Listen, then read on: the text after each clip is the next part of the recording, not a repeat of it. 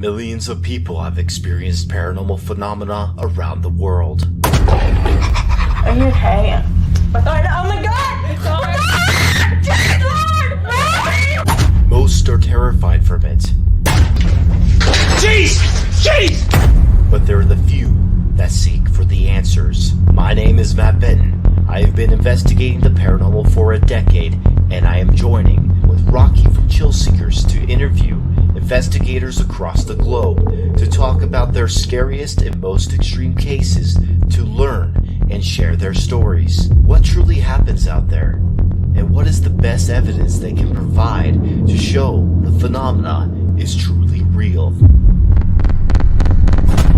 Welcome to Devil's Hour Live.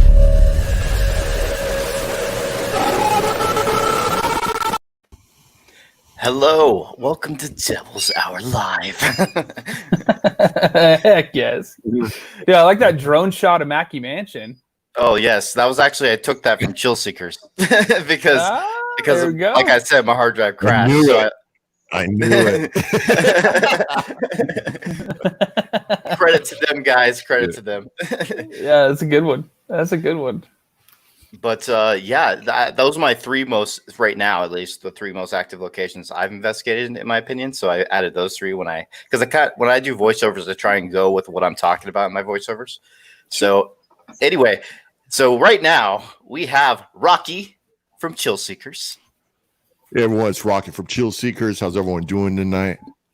And we got Dwayne, my commenter, the guy, and from the Paranormal Research Unit, and also he's just awesome guy all the way around. And then we have the one and only Patrick from the haunted side. Good day, gentlemen. Lovely to see you. Thanks for having me on, man. Oh, I'm super happy about this. We're gonna have a blast because I've already seen a lot of your evidence, and wow, this one's gonna be an interesting one, guys. Stay tuned. Stay tuned for this one because the evidence in this one's pretty awesome to show. And not only that, Patrick is an awesome guy. He's actually literally flying me out just to go investigate with him, which is crazy. Like, I was not expecting that at all. A big surprise. He's like such a nice guy. He does all these things for like little gaining money for like little small some businesses, and I don't know if you guys have done charity too, but so these guys are awesome. They're very giving type of people, and I love that about them. Do it because you love it, and give the money to people who need it. Yes, and he already, like, I haven't been. By the way, guys, I'm going to Virginia City with this guy, and I haven't been to Virginia City since 2014, so I'm super stoked. Support this guy, The Haunted Side. Go on his YouTube channel. Please subscribe because appreciate it. He's very supportive, and he's helping others. Do what you can, man. You have to, especially in the paranormal community. I feel like it's so small. At least the ones that are good and doing it for the right reasons and really have a passion for paranormal, it's really small, and it's getting smaller by the day, it seems too. So anything that I can do to help that community out, done.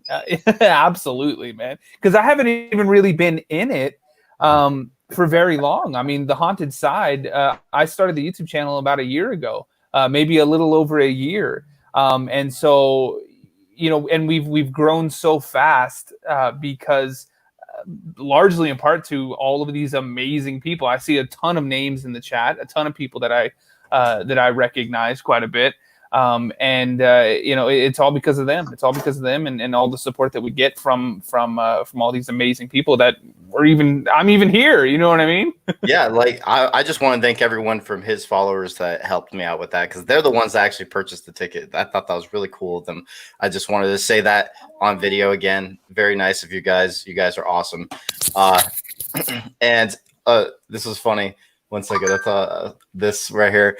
The old Washoe Club sign kind of gave it away. I know, right? Exactly. That was funny. But yes, we are here to talk about your most extreme case, in your opinion, What's that noise? That would be my most Oh. extreme case. My 4-year-old baby boy Lex that just barged into the room and is jumping on the bed smiling. Awesome. Yeah. well. Anyway, so basically, what was I saying? I forgot. My most extreme your most extreme case, and also showing your, in your opinion, your best pieces of evidence. And so, we are. So that's gonna be awesome. Yeah, he's like, oh, somebody's live on a camera. I'm gonna go steal the show real quick. Hi, Bobo. So definitely, I think my most extreme place that I've been. I don't know. I mean, it feels like a ton of places around here that we've been to lately. The Cleanwater Demon House. Is terrifying. That was even in the episode. I say I'm actually scared right now, and I don't normally say that. That's not something that I would normally say. But it was absolutely terrifying. And then to go back, and you guys know this. I mean, in the moment you catch things and you hear things, but when you go back and you start to scrub through hours and hours of footage, and really dig into what you caught. It goes haywire. And when I saw that shadow figure in that window for the first time, because I saw it in real life, right? Because I think in the episode 2 I mentioned it, because the LED screen is tiny on those cameras, and so I kind of thought I saw something, and I say that I'm like, I think I just saw a shadow in that window, and I was like, but I look up and there's nothing there. I'm like, well, I guess maybe not. And then but to go back and actually review that footage and see that, like, it almost looks like a hooded figure standing in a window. Unreal. That was absolutely terrifying. And then to catch it not once but twice, the second time in that second story window was just that was pretty terrifying. Well, let's give this some context, because I just checked and you guys actually sent this to me, the shadow that you captured. Well, let's just go right into it, I guess, for this part, because you're just mentioning the shadow figure. Let's show it off, like what he captured. Let's do it. Okay. Cleanwater Demon House, right? Yep. Okay. Shadow. Just double making sure. And thanks for the ad, I don't know what it is about that staircase. Oh yeah, this one is amazing. Good. What was that? What? I don't think that was a shadow, but it was on the other side of that window. Right as I was walking back into the house, I just happened to glance down at the camera's LED screen. I thought I saw some kind of black shadow behind that window, but I didn't even realize until I reviewed the footage that I'd captured probably one of the best shadow figures I've ever seen. And here's where it gets even more compelling. This is the shot from the camera that was sitting inside of that room. I'm going to sync up the audio from this camera to our cameras and show you that there's no explainable reason that something should have been behind that door. I don't know what it is about that staircase, but it just doesn't feel good. What was that? What? I don't think that was a shadow. And you see that little orb right there too, kind of around the door. Yeah. That's crazy. Like, it disappears too, just like shadow people usually do. They're quick. Had we realized in the moment what we captured, I don't think we would have walked by that door so casually. That was awesome. Did you guys see that? Terrifying, yeah. Did you guys see that? That was in the mirror. I mean, the window. The window. Yeah. Mm-hmm. And what I love about what we do is that we try to figure it out. We try to debunk it. You know what I mean? We have all these different camera angles, and I'm like, okay, what could that be? Could it have been my shadow? Possibly. Could it have been Jason's shadow? Possibly. But then when I look and the shadow is clearly behind that window pane, right? Like, it's not like our shadow casts through the pane onto the other side. Then I'm like, okay, so it definitely wasn't us. And then I'm like, okay, well, I try to set up as many cameras as possible because why the hell not, right? I mean, you want to have as many eyes as you can recording.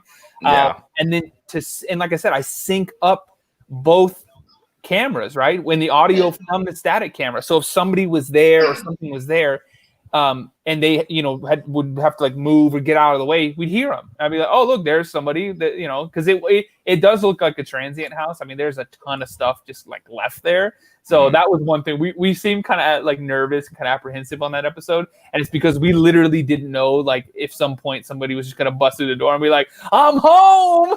Like, oh, shit, let's get out of here. Yeah, like that was a crazy capture. Still to this day, I've never captured a shadow person on video. I've been wanting one for a long time, especially since I used to see them all the time as a kid. I've always wanted to capture a shadow person because I have this like special connection to them. I can't wait for you to get to Nevada. Oh yes, going back, it's full of shadow figures. Dude, I've seen. I remember seeing a couple. You're going home, back, Matt Benton. I know You're it feels like home. dude. I'm not even kidding you. It feels like it when I go there. Like there's something about that place that's so different. I am obsessed with that place. But yes, when it comes to that one, we also have another one from that same location. It says ghost slap and thing went flying is what you wrote. So I'll kind of set the scene. I'll set the tone. So I was doing sensory deprivation. For anybody that isn't aware, it's basically you take headphones, noise canceling headphones, plug those into a spirit box, have the spirit box running, and then you blindfold yourself, and then you have somebody who's there with you stand, pretty far away from you, film you, and then they're asking questions that you can't hear what the questions are. You're just supposed to, if something comes through the spirit box, say it and then see if it correlates, right? Well, it was pretty nuts. And we also put one of the GS2s, which is it's the laser grid, but it has like thermal sensors on it too. So it will show if there's hot or cold masses or anything like that coming around you while you're doing that stuff. And I started feeling, and you guys have all done sensory deprivation, I assume, but you really do, like, your senses do get heightened. Everything else starts to kind of get a little bit more heightened, feelings and sounds and everything. And so I started kind of getting this weird kind of staticky feeling on my right side. And I was like, and so I'm, blindfolded, listening to static and trying to listen for voices. And I started saying, like, it feels like there's something over here.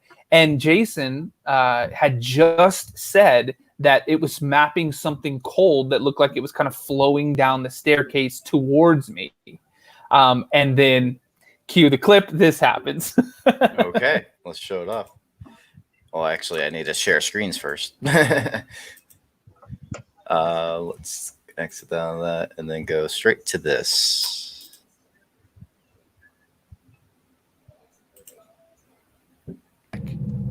Dude, what is that noise? And Jason was hearing noises. Whoa. So Lit Mobile just sent me this ads. solar wireless battery pack. Damn. Again, you paid. I really like Thank you for the Ad? 0.03 cents. Dude, what is that noise? That's insane. Jesus. Okay. So this happened at the exact same time that went flying. That's awesome. Yep. So get this. So if you back it up like a little bit. Okay, we'll do. The kind of where I'm standing. Yeah, that should be good right there. Okay. Yeah. So right there, that wall directly behind me, that wood right there, is the wall directly behind me. Where that little piece of I forgot what it was. It was like an old piece of scrap metal or something weird.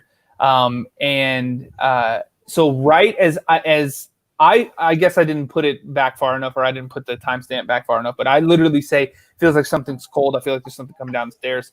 Jason starts to hear things up around that area, and he goes, what the hell was that? And then I felt a hand, an ice cold hand, just come down on my neck. Like it felt like it just kind of like popped down and slapped my neck. And I was like, holy hell. And that's when I jump, and literally at the same exact moment, that little piece of metal goes flying. It's almost like something was coming down to let me know that it was there. I jumped and then in turn scared the entity, and it flew through that back wall and knocked whatever the hell that thing was. That's great. I want to watch this again. This is so My cool. elbow hell hard on that. Oh, and I did, yeah, I massacred my elbow on that like banister or whatever it is right there. Where it gets even Oh man. terrifying, because after we reviewed the footage, we found something unbelievable that happened just on the other side of the wall, right as I felt the hand hit my neck. Dude, what is that noise? What? Jesus. What? Let it play a couple times, and I zoom in on that one. What?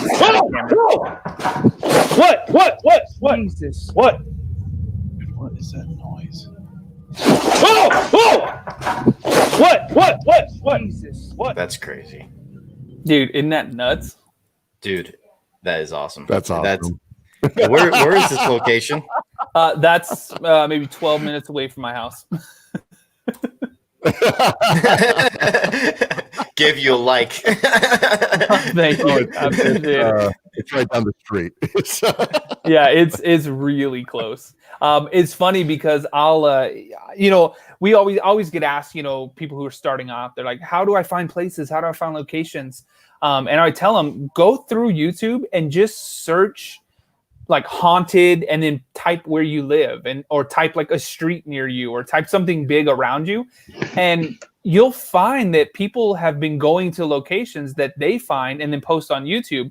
And a lot of times, it's people who don't, have very many views or anything like that, but they went out there and they found this place. And I actually just was searching around, and I found this group that had went out there, but they had went with like a group of it was like 15 or 20 people. So it was very loud. So I didn't get through much of the investigation, but they were kind enough to put an address in their video description. And I was like, oh, you don't say. And so I drove by to go check it out and see what it was. And the video that I had watched from them, they were talking about how they definitely felt something dark. They definitely felt something demonic, even are the words that they use. And so I went out there. Dude, I don't know if I told you this, Matt, but when I went probably a week before we actually shot that episode, I went to film some B-roll and get some drone shots and do, my normal kind of production stuff. And I was flying the drone I was doing just like a droney shot, just kind of pulling out and going up from the back. And a goose flew out. I mean, because there's geese everywhere, but a goose flew up, a couple 100 feet in the air right into the drone, dude. Now, you guys, I mean, you've flown your drone around. You know that typically, typically animals are scared of that noise, right? They don't go towards it. They're like, you know what I mean? If you fly it towards something, they're like, oh, get the hell out of here. What the hell is that mechanical ass bird? So it was weird to me that a goose would fly at it, but then it seriously almost like suicide bombed it. Like it literally just flew right into the drone, and just really sucked too is that I was sitting in my car and I was facing the opposite direction. So I was just watching on the screen, and the house was probably about 1,000 yards behind me. It was a ways back, right? Because I didn't want to walk all the way through this field to get out to the house. And so all of a sudden I'm just like seeing this shot. I'm like, oh, that looks pretty good. Feathers and black. And then all of a sudden I just see it falling through and everything like that. And then it just cuts off, and it's no signal. And I'm sitting in my car, and I'm just like,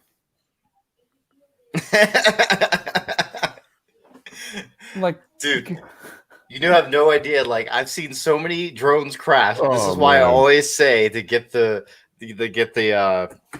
other extra plan, insurance plan. And so I always say that because I've seen literally for all the people I'm friends with Dwayne. I was friends with Marcus. I was friends with Josh Bender. They're all drone guys, and I've seen almost every single one of them crash it. And I've heard about Dwayne crashing his before, right? So it's knock on wood, I'm still flying. It's not hurt. Good call. I mean, I've But crashed it, but it's not hurt it. yeah, It's but not dude, hurt it with a animal yet. but dude, That's it was crazy. Yeah, it was so weird. And so, but I was like, that's so weird. Why would a goose do that? And then I started thinking, like, did the entity or did something dark in that house be like, get it? You know what I mean? Because it knew that I was filming it, and it sent a goose just dive bombing at the drone. It was weird. And what really sucked too is then I had to hop the fence and run out to where I thought about where it was to find the SD card, right? Because I didn't want the 720 proxy files. I needed the 4K file. So I was like, where is it? Where is it? And so I ended up, and to do the insurance claim, you have to have like the gimbal, the camera, the drone. You have to have as much of the bits as you can find. And so I was like, oh God, where's the camera? So I spent about an hour looking for everything. Thank God I found everything. But yeah. Sorry, keep going.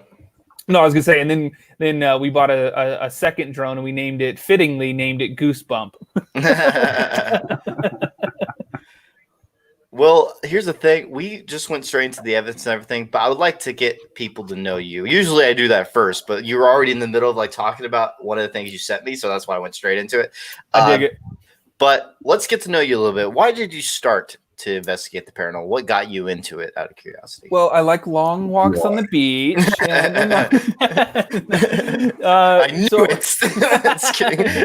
I like long walks in abandoned buildings and tuberculosis hospitals. Same. I mean, yeah, exactly. Definitely a keeper. I know, right? I just put that on my Tinder profile. Oh my God. No, so like so many investigators, and I'm sure probably all three of you guys, I had an experience as a child that really kind of shook the core belief system, right? Like, because you're taught, oh, monsters aren't real, ghosts aren't real. You know what I mean? Like society just kind of molds you to keep things normal. But I see a monster right there. I know, right? Boom. Energy. Very long story short, my parents moved. I'm from Dallas, originally from Dallas, Texas, and my parents moved us from Dallas to this city about an hour outside of Dallas. It's called Josephine, Texas, and we moved into this. It's funny now in retrospect. Retrospect's 2020. It looked like the Texas Chainsaw Massacre house. 2-story white house in the middle of nowhere, Texas. 8-year-old me didn't make that correlation, but now I'm like, that was super creepy. Well, come to find out, the house was used as a satanic church. So there was a congregation of Satan that used the house and the barn and the property for rituals. So moving in, my mom starts taking stuff up to the attic and notices that there's some weird stuff in a corner up there that she didn't see that ended up being like a satanic altar. And then she found another one in a barn on the property, another one in the basement. So we fired the realtor off the bat. No, I'm just kidding. No. So, just weird stuff, right? And then so things started getting kind of weird. We would hear noises. It was an older house, so noises are going to happen. But then I started hearing like footsteps in the attic, and it wasn't like critter, like animal footsteps, right? Like scurrying, like I was a boy in Texas. If it was like a possum or like a raccoon or something like that, I'd just go get it out of the attic, right? That's Dad would have been like, go up there and get that thing out of there, you idiot! What are you doing here? And so I would hear like boots, like heavy, like do-da, and they would go from one end of the attic and they would just stop right above me. So I'm laying in bed at night and all of a sudden I just hear like do. I'm just laying there like, 8-year-old me like, oh my God. But the one kind of like just defining moment is I felt something just sit down on the bed one night. I was passed out asleep, but I felt something just sit down hard enough that I woke up. Okay. And I have 2 brothers. So I just was like, I assumed it was one of them. And I was like, about to just be like, what the hell are you doing? What do you want? Blah, blah, blah. Open my eyes. And there's this, it's dark in the room, but it's like a human-like shape that's darker than dark, just sitting on the edge of the bed, staring at the wall. It wasn't looking at me, but it was actually looking at the wall.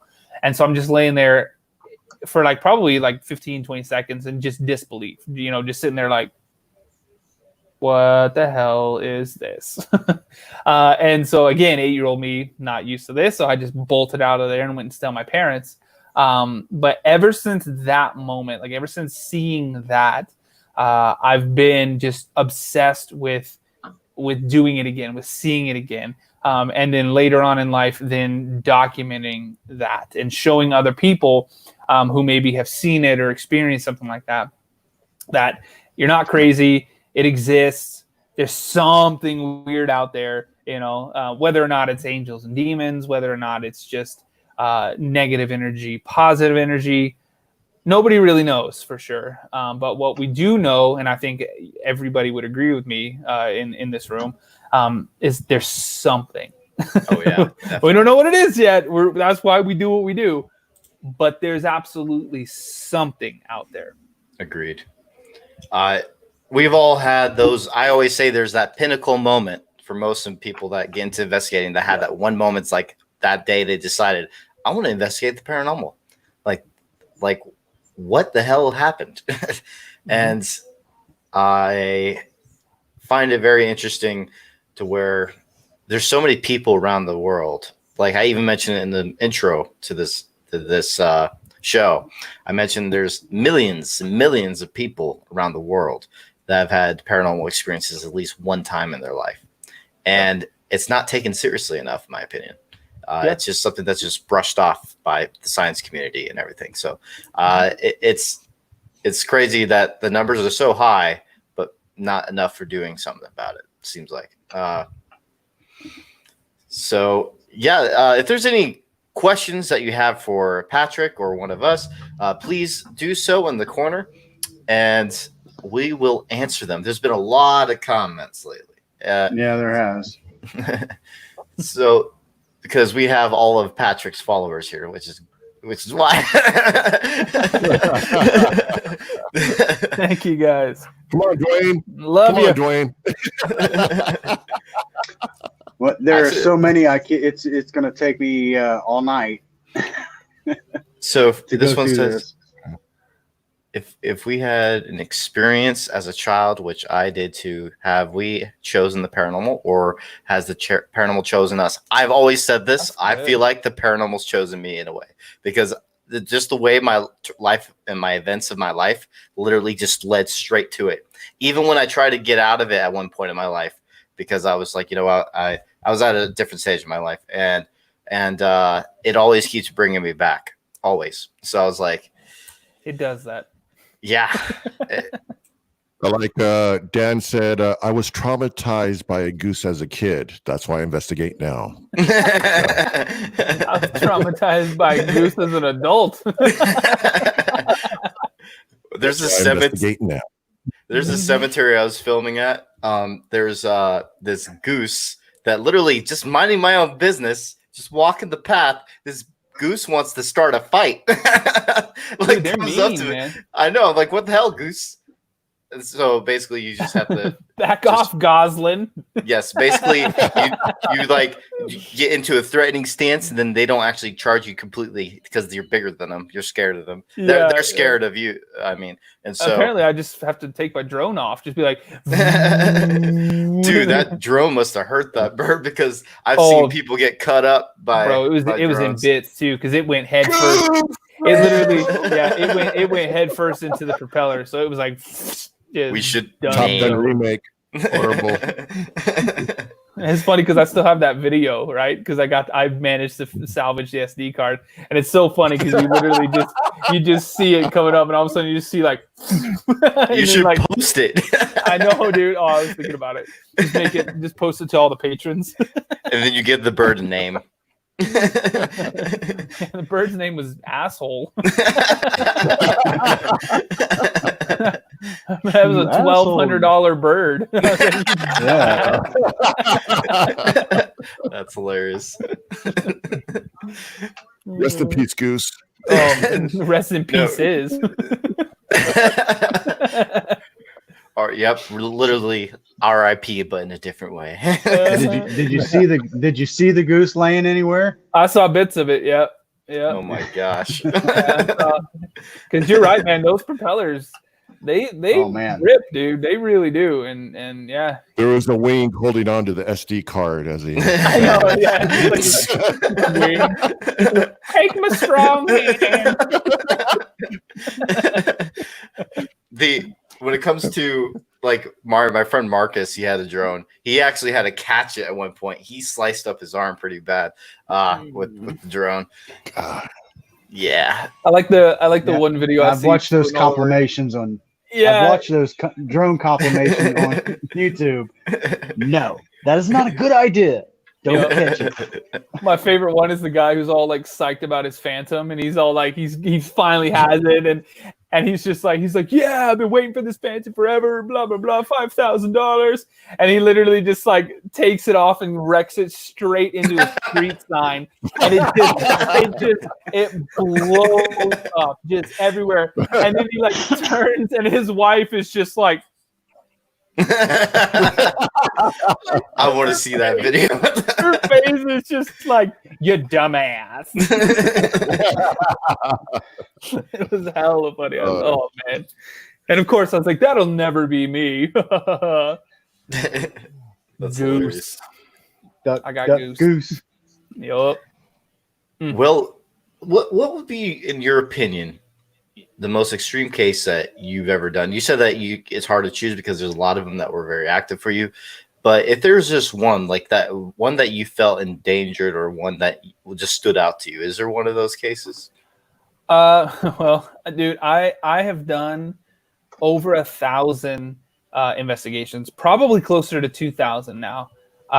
And there's been a handful of like pretty extreme cases back obviously before I was doing the haunted side, before I was doing the series, I was obviously still investigating. I'd been investigating for years and years and years. I'd done a lot of stuff, for myself, not really to make a series, but just doing it.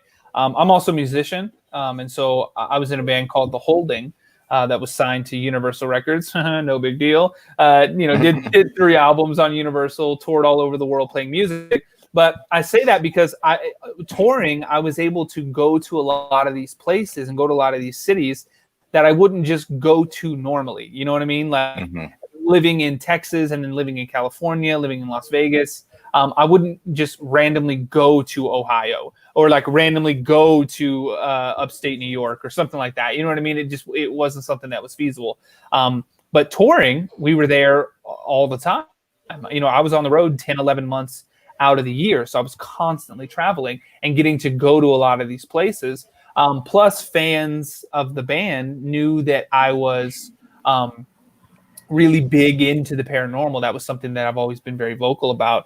And so they would say, oh, awesome. My grandfather owns this, tuberculosis hospital, abandoned tuberculosis hospital, or my house has demons in it. You know what I mean? Which, of course, 99% of the time somebody says, their house has demons in it, it's more like their spirits or like Jack Daniels and Jim Beam and, those kinds of spirits. But those are my favorite spirits, by the way. I just want to mention that. Me too. I need to refill.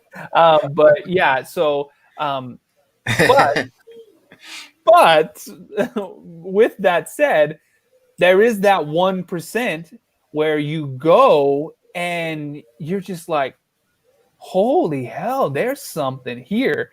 And one of those cases, it was a family in Pennsylvania that their daughter was like a huge fan of the band. She was like one of the super fans. She was on the street team, all that kind of stuff. She was an awesome person.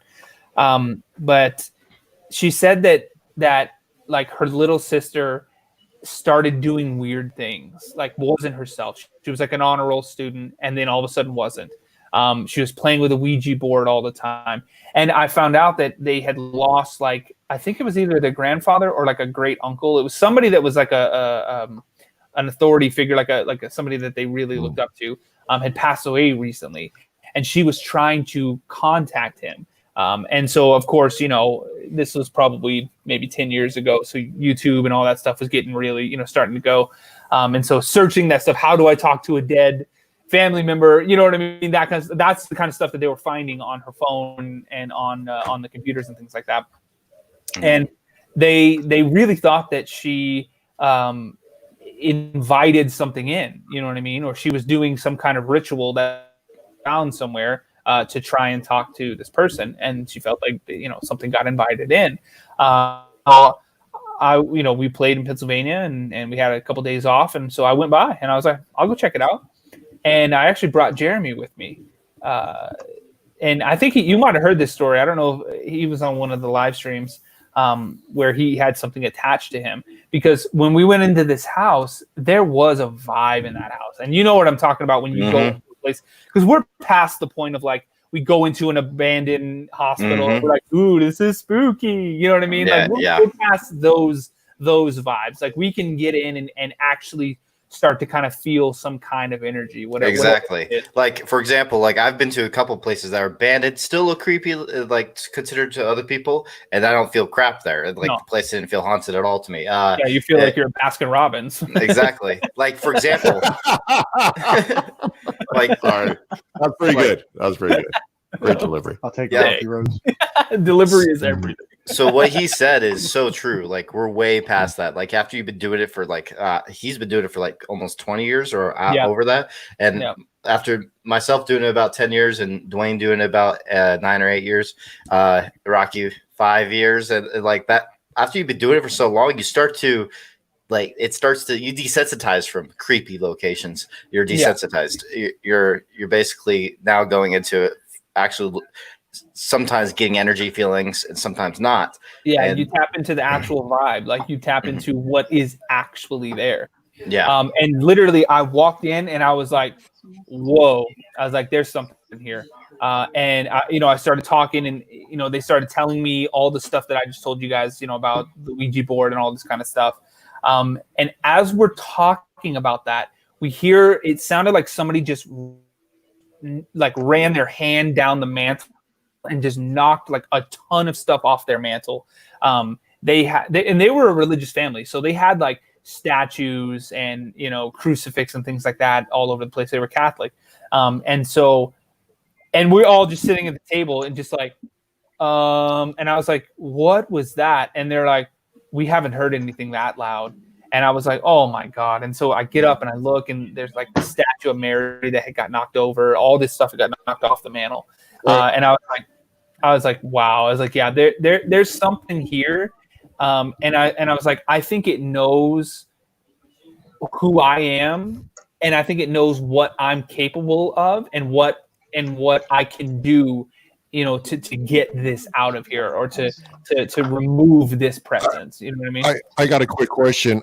Since family practice Catholicism, at any point did they try to invite like a priest to like take care of this or bless the house or anything prior? Or which they said over a dozen times. They had their priest come out. They had a deacon come out. They had like multiple people come out, and just they said that it would be okay for a day or two, and then just ramp back up. My suspicion is that the priest or whoever would come in, they would do some kind of rite. They would do some kind of blessing, and then the younger daughter, would just do it again. Just open whatever doorway or open whatever she was doing. She would just do it again. Okay. You know what I mean? I think. I mean, I don't know. I didn't get a chance to actually talk to her, but I feel like that's probably what was happening. Because I spent the night there, and it was nuts, dude.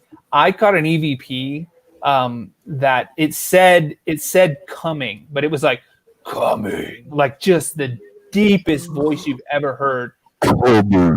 Exactly. Yeah, it was gnarly, and I was like, okay. I was like, what the hell was that? And so Jeremy was with me. I think I mentioned that. So Jeremy, the bassist for the band, one of my best friends, was with me, and he heard it, and he was just like, when we played it back, and he was like, dude, He goes, "That's creepy." He's like, "Yeah, we need to get out of here." Like, you know, I mean, that's terrifying. About 30 seconds later, dude, my back, like my right side, is burning, dude, like on fire. And I'm like, oh my God. And I had been scratched before. And I was like, I think I just got scratched. So I lift up my shirt and there's 3 scratches just straight down my side. And I was like, all right. I was like, yeah, this is there's definitely something dark here. And then so I did a few things, some rituals and some, because I grew up Catholic also. I'm not Catholic anymore. I'm definitely more spiritual now. But I definitely still have those Catholic roots and things that they do in prayers and things like that have been done for centuries, to kind of rid this stuff or cleanse that kind of stuff. Yeah, and so that's going to be my next question. Is that if you are doing some type of blessing at the house, do you use Catholic rituals in order to try to get out? Yep, I absolutely did. Yep, I absolutely did. And the craziest part was that whatever was in the house dissipated, and I haven't talked to them in a few years, but even for several years after that, everything was fine. Like, it wasn't like it came back. Whatever I did seemed to have neutralized it. But what really sucks is that I feel like whatever it was latched onto Jeremy. And then that's why, if you've watched any of our live streams, and Jeremy talks about how he used to come ghost hunting with me, and then I didn't see him for 6 years because something latched onto him, followed him home. We lived in Vegas at the time, and he was not himself for not a very long time, about 2-3 weeks, but long enough that it was weird. Because Jeremy, he's like the classic stoner dude. You know what I mean? He's chill. He wants to like play Madden. Hey, man. He wants to play investigate, Madden. Man. Yeah, he wants to play Madden and eat Taco Bell. You know what I mean? Like I can't fault him for that. So he was not a very Those are definitely stoner correlations. Yeah. Yeah, exactly. Yeah, Is this the same? Is this the same guy that says FB roll? Yes. That is Jeremy. Damn it, Jeremy. Yeah, and so I mean, basically, just he was not himself, man. Like, he was just out of it. He was being like, possessed stoner. Yeah, I know. It was bizarre. But like, even like going out, because we were on tour still, and so when we would go like to get food or something like that, it'd be like, we're a band on tour. You know what I mean? We're having fun. Like, we're not like uptight, like, like, oh my God, bring me my check now. You know what I mean? We're not doing that. We're on tour. We're there to have fun and play music. But if the waitress would like bring him the wrong drink or you know what I mean, like bring him a Sprite instead of a tea or something like that, he would literally be like, no, I didn't order this. Bam, knock the cup off the table, like onto the ground, and be like, clean it up. You know what I mean? Like, weird stuff. I'm like, that's not you, man, bro. That is not Jeremy. And so, long story short, we got back to Vegas, and he actually had to have an exorcism performed on him. Like, he had to go into stoner exorcism. Yeah, exactly, right. To cleanse whatever was blessed weed. Yeah, exactly. That's a different kind of Palo Santo. That's his rituals. Cleanse the building. Man, you'll be we're okay, just messing man. with. Yeah, he's like, no sage. We have weed. Yeah. No, So, we're just kidding. Shit. If Jeremy's watching, we're totally joking. But we've had a funny, quite a few funny comments here. probably old Crow of Judas down there. Yeah. Crow just said something about Taco Bell exorcism. Taco Bell gives you an exorcism anyways. I already told the story. I already told the story on your channel, but remember, Dwayne, when we went to go to Waverly Hills and we got White Castles. White Castle. It was a bad idea. You gonna bring the demons out of me? Oh yes. Now that's literally that's an exorcism we needed. Man, so by the way, Crow Judas, go subscribe to his channel. He's an awesome guy. Do it. He is incredible. Very awesome guy. Crow Judas. Subscribe now. Oh, Rocky, yes. have you watched any of his stuff? Absolutely not. No. You need to give it a watch, man. It is so good. Like, remember like old Mystery Science Theater, or like, what is the Science Theater 3000? You know, where they would like sit in the movie theater and like comment on the stuff. Just imagine that but he does it on YouTube, paranormal people. But then he finds the ones that are like clearly fake, like just like totally obviously so stupid. Like what are you thinking? The stuff I want to do on my channel, but I can't because of being a filmmaker. Awesome, man. Hell yeah. Check it out. Judas, I'll go check it out, man. Yeah, and he straight rips them apart, but it's hilarious, dude. Like I literally, there have been many times where I like am scream laughing, like just dying, like, oh my god, did he say that? We even have a shirt.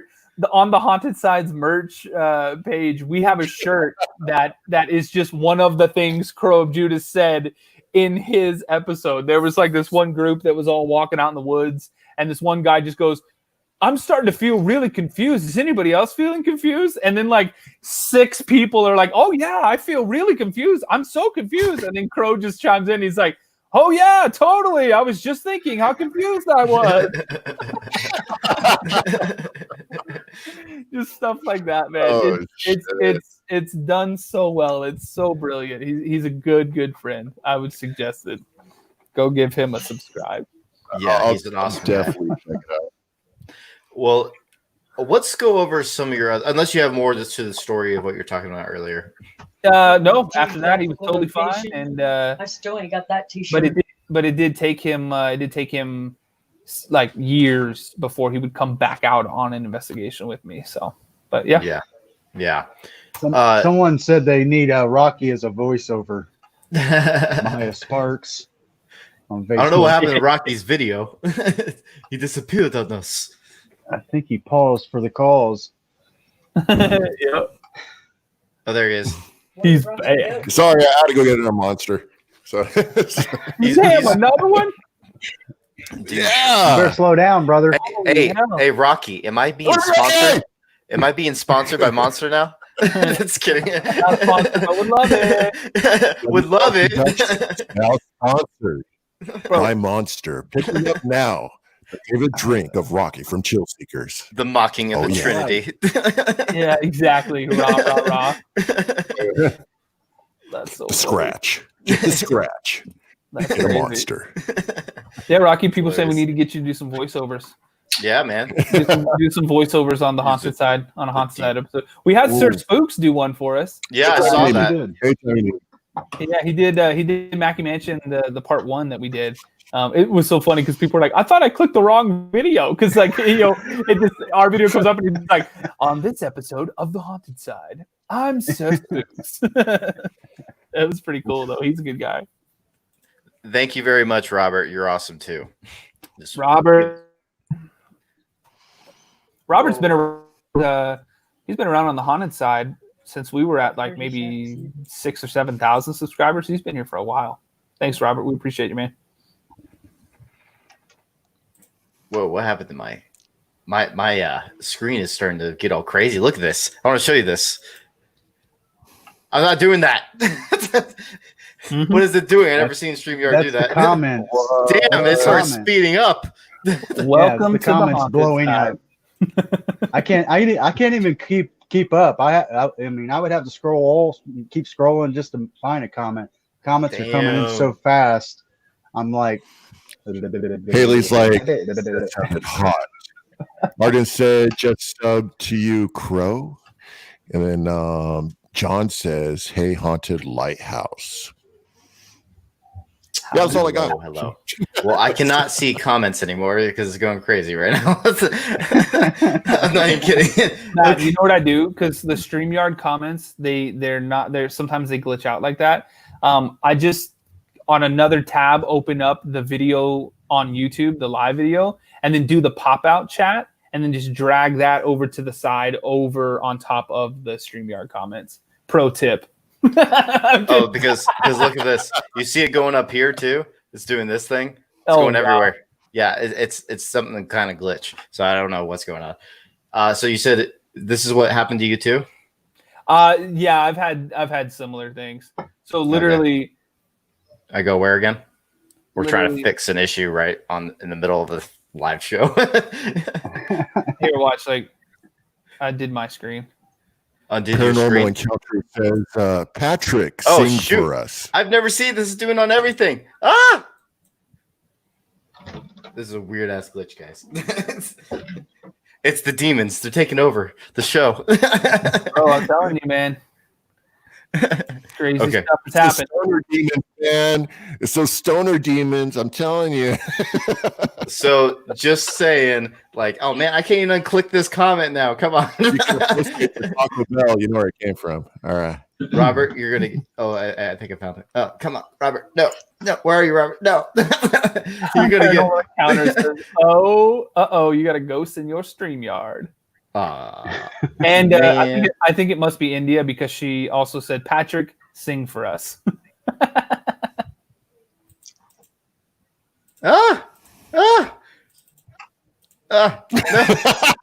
we go. I didn't know it was that freaking out. Jesus, I've never seen this happen before. Of course, that happens when Patrick's on here. Dude, people call me the paranormal magnet. Oh yeah, I've been saying this on your show when I was live with you. I was like, it's crazy how much evidence you capture. Like, it's insane.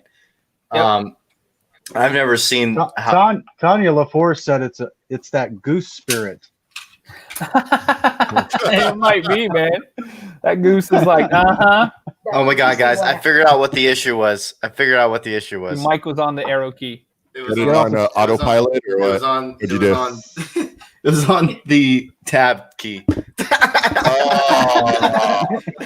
like, what the hell's going on? I was like, it's my mouse. And cue the like red lettering debunked. Debunked. Yep. There we go. I can actually read people's comments again. Debunk, right? Okay, I'll debunk. Here we go. No, that's my god. Debunk. My damn mic was on it the whole time. That's hilarious. Did have a comment about if you've ever encountered anything demonic that you felt like you know in any of the locations you've been at. I think the one that he was talking about earlier was. For sure. Yeah, for sure. I mean, but then again, that's if you subscribe to angels and demons versus negative, positive energy. Again, who nobody knows for sure, right? A lot of people have faith in things and want to believe that, and that's fantastic. Other people are very spiritual and very aware of just the energies around. And so, if you want to say demonic, also meaning just negative, just feeling like just, it's an asshole spirit or entity or energy. Absolutely. More times than I would like to. The evil ones, like the mean ones, suck. Those are the ones I'm like, really? Because they actually, the demonics usually actually affect people in the emotional way, more of the kind of like digging at like the personal stuff, and they're ninjas. Yeah, so that's the issue. Like, we had a case where it started naming some personal stuff through the ITC sessions we were doing, and that got me upset for a second. But then I realized, I can't do that. Don't get upset about it. And then it was so after I transitioned my thoughts out of that, it was they know how to push your buttons. Mm-hmm. And they know how to push buttons you didn't even know you had. Yeah. Let's go over some more awesome evidence, guys, because he has a lot of good ones. We have the evidence. Yes, we have the Donovan Mill, Eureka Opera House, Truckee River Murder House, and we already did Cleanwater Demon House, and then Cobb Mansion. So, which one do you want to do out of curiosity? Start from the top, Donovan Mill. Okay, let me share my That screen. was actually that was the one that got featured on Nuke's Top 5. That was our first big feature because of that chair moving. That episode's done some pretty amazing things for us. Now this was. So did you have to change your shorts after that? I definitely had to get up for a second, and you can see it in my face. I don't get very freaked out and then start like, oh my god, like you know what I mean, like shaking and getting freaked out in those ways. I start like laughing. So like if you hear me laughing at like in a situation that's pretty creepy, that's how you know I'm actually pretty scared. Because when I'm starting, it's his defense mechanism. Exactly. It's kind of like a dolphin. He's the Joker. I try to think of myself as a pretty funny guy, right? I'm a pretty fun-loving, funny guy. But in those moments when I start going like, oh, like dude, you know what I mean? That's when because Sean, he was a cameraman briefly for season 1. He lasted about half the season before he had to leave the show because of how crazy things got. But so this is Sean with me. It's just Sean and I at the Donovan Mill. He's wearing headphones because he's always monitoring the audio while he's filming. Mm-hmm. I'm just walking around, just myself with an SLS camera. But he hears something in the headphones that I don't hear in real time, and it freaks him out. And so, okay, guys, let's do it.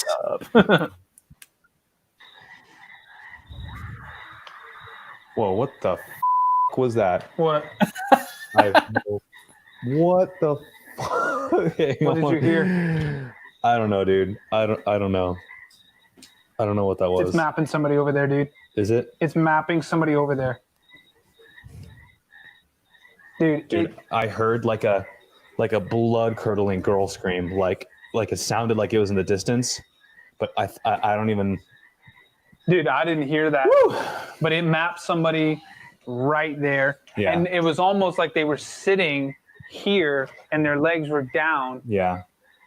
Like, I don't know, it just sounded like that long? Like, yeah, like really long and drawn out, but like in the distance somewhere, like outside, and I'm still getting a ton of static in my audio. That was very, very spooky. Ooh. Whoa, what the? Who was screaming, dude? I'm like, that's awesome. Isn't that creepy as hell? That is awesome. Like, I'm like, yeah, that's good. That's a great capture. 110%, man. Chills? It's either awesome. Dude, it's either a ghost or someone's being murdered outside your place. And, and the creepiest paranormal or police evidence, one of the two. So holy shit. But the craziest part about that is we didn't even know. Like we had already filmed the episode. I'd already edited the episode. I posted it. And then the very first night that it was live on YouTube, I sent the link out to the Northern Nevada ghost hunters who were influential in actually getting us into that location.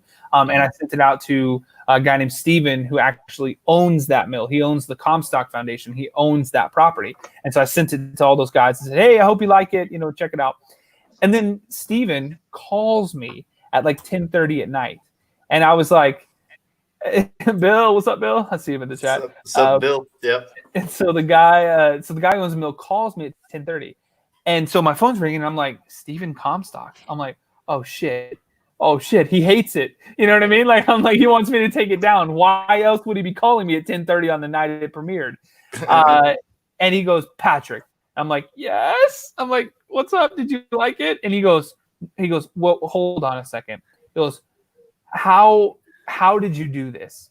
And I'm like, what do you mean? I was like, Steve, what do you mean? How did I do what? And he goes, I am the only living person who knows the story that was told to me from the family of the people who worked at the mill back in the 40s when it was in operation.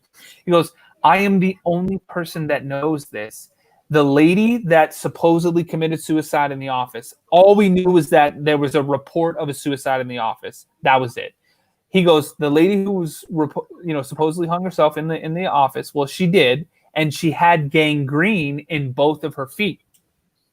Something that we didn't know at the time. And he said, I don't know if I included it in the links, but our spirit box, actually, we left it running in the office, and a male voice came through and said they chopped off her feet, and she literally had one of her feet amputated.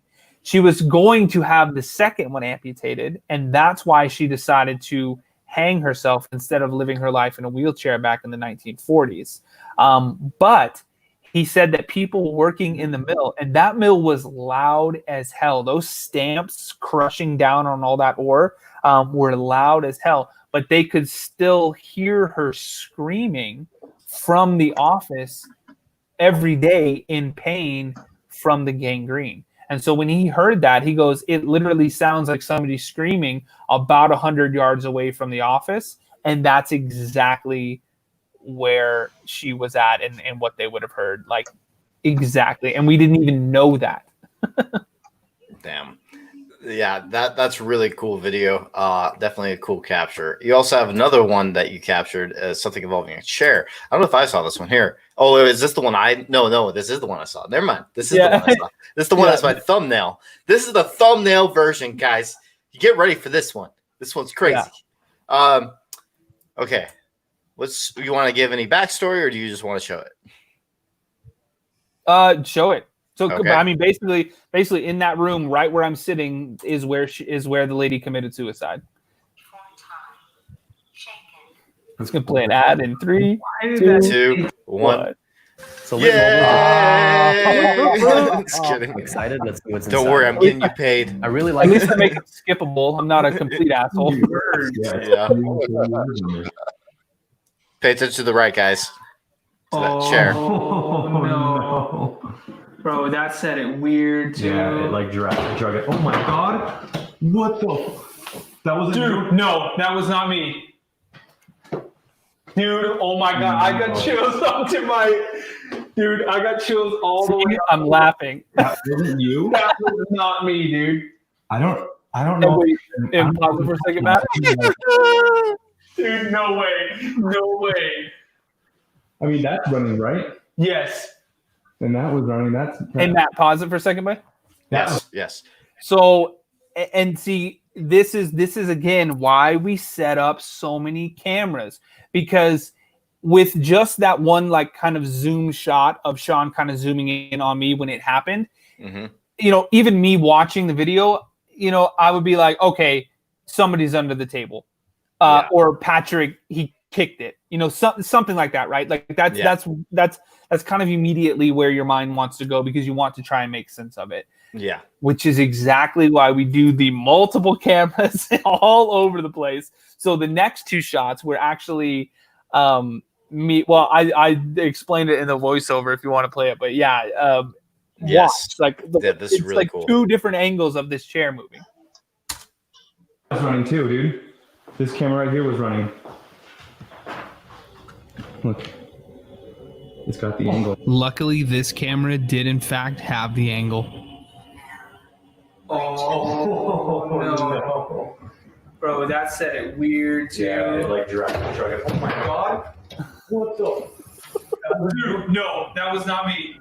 What's unbelievable about this chair moving is if you watch my body and the table, they're both completely still up until when the chair hits the opposite side of the table. So there's no way that I would have accidentally nudged it or kicked it or anything like that, because you would have seen both of those move. Also, if you notice, there's no sound from an impact. And nothing hits it. There's chair. No listen. It actually just moves, and the first noise you hear is the chair hitting the opposite side of the table. Bro, that said it weird too. Yeah, it like drug it. Oh my god. Here's the view from the night vision camera we had running in the room, and you can see there's no explainable reason this chair should have moved like that. Bro, that said it weird too. Yeah, it like drug it. Oh my god. But probably the most terrifying part of this is the claim of the woman committing suicide in this room, supposedly hanging herself from the ceiling. So I would imagine that she would have jumped from a chair or something like that. And do you think it would have made this exact same movement and noise? Yeah, it like drug it. Oh my god. What the? That was awesome. Yep. Dude, that's so crazy. Like that's top notch because like you said, you have the multiple angles. And the cool thing about you, man, is I've said this to you on your channel, is that you debunk things properly in the videos. Not too many YouTubers are doing that today. And that's what I try and do on my channel too. They don't want to give away their secrets. Like, how did this move? Will. I got a comment from YouTube. I died in 2020. Dude, that was crazy. I'm telling you, man, it was. Imagine sitting next to it. Dude, that was crazy. And you're right, Matt. Like in the episode, you know, we probably show 5 or 10 minutes of us trying to debunk it. You know, me sitting down. I actually sat there and did kick it and showed the camera what it looked like when I kicked it. And dude, I was moving everything. You know, you see movement, and I'm like, bro, I was totally still. And that was just what made it into the episode. In real life, I spent 2 hours. Yeah. There's also there's 2 other things I noticed from the video. Right before it happens, your Ovilus says evil. And it changed the octave that it even said it in. It didn't go, because really? It's a Siri voice. It goes table, chair, evil. It goes evil. Yeah, and then on top of that, Chair. Evil. and then boom, and that was, it said table too, because here's the cool thing about that. I even noticed, this is the other thing I noticed just now. I didn't notice it last time. Is that you even see this table shake a little bit? Do you really? Yes. You want to see, dude? Show me. So I just now noticed this like 1,000 times, and I've always been focused on the chair. Yeah, me too. So you actually see the table move when you have it in slow motion, just a little bit. Wait, am I not sharing? Hold on a second. I need to share first. 3 monsters. I drink monsters when I get a little scared. So that's his natural reaction. Okay.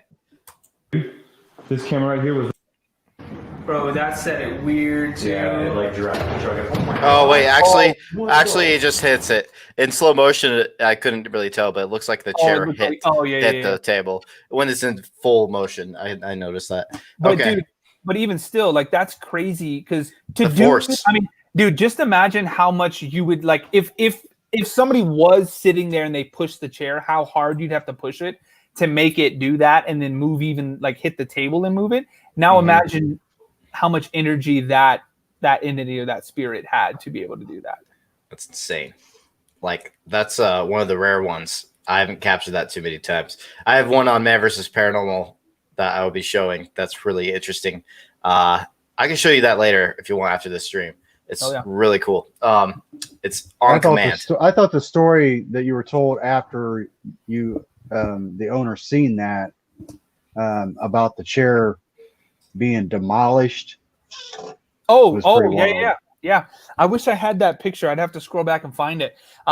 So crazy story. So post that episode, right? The episode's been out. It's doing really well. About 2.5, 3 months later, we get invited to take part in the world's largest ghost hunt, which was through the North Ghost Hunters. They're good friends of ours. And anytime that I can show up to one of their events and help them out, you know what I mean? I'm like, hell yeah, like count me in. I'm there, 100%. And so it was the first time I'd been back to the mill.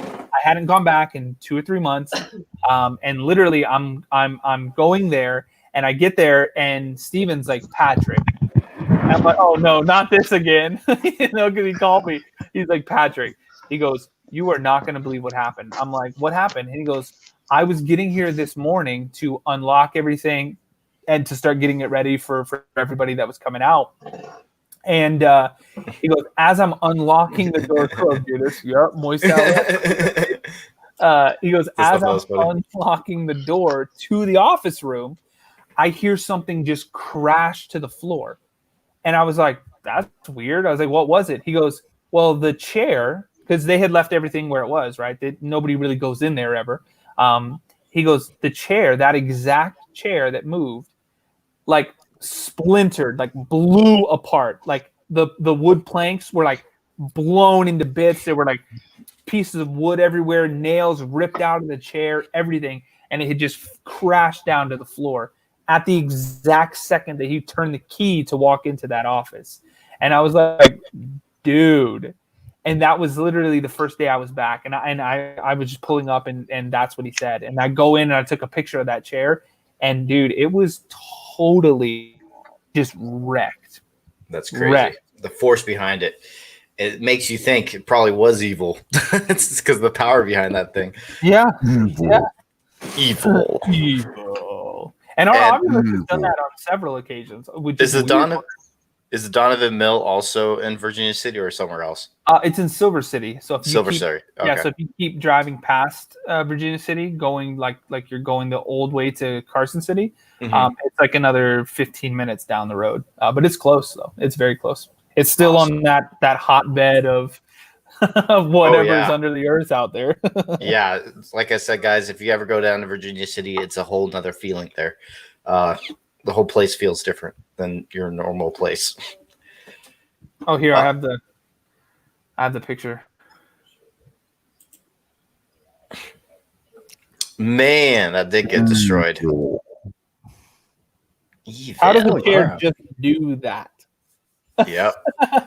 That's crazy. That destroyed it. Wow.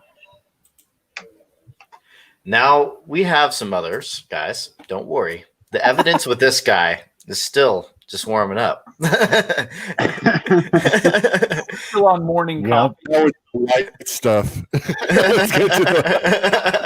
Actually, I probably showed the best one. I actually Cobb I didn't even know the drink. I like how Rocky's like, don't you have any like class B EVPs? Like, I'm like static. I can do a word. What's insane, guys?